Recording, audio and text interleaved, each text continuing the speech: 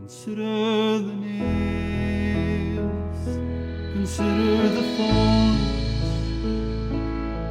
See the water and blood flow free from the wound in his side. Consider the jeers, consider the pain. Consider all that it takes to give in to the way that he died. Then consider the nails.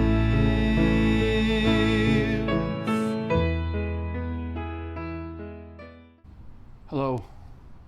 Welcome to the last installment of the 7 Last Words of Christ from the Cross. Today is Good Friday. Today's message is from the Gospel of Luke and gives us Jesus' last words to his Father at the very moment of his death. Father, into your hands I commend my spirit.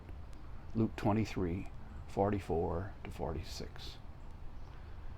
It is the middle of the afternoon, and darkness has descended over Jerusalem. This is no passing storm. Even the universe seems to be rebelling against the injustice of what is happening on Golgotha.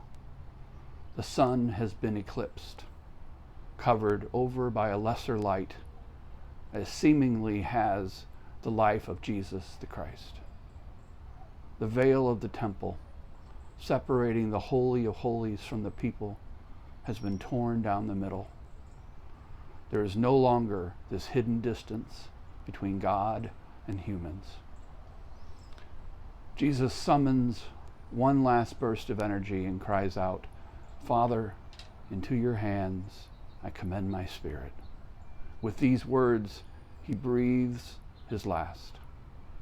Will this be the end of him and his idea for a new kind of kingdom where love reigns?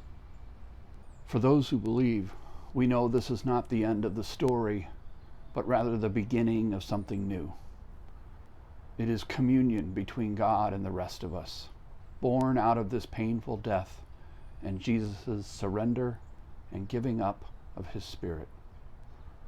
For as Jesus gives his last breath, he gives us the promise of a new kind of breath, a new Holy Spirit that will continue to live in us as church, as individuals, as citizens of the world who must come to know that we need each other.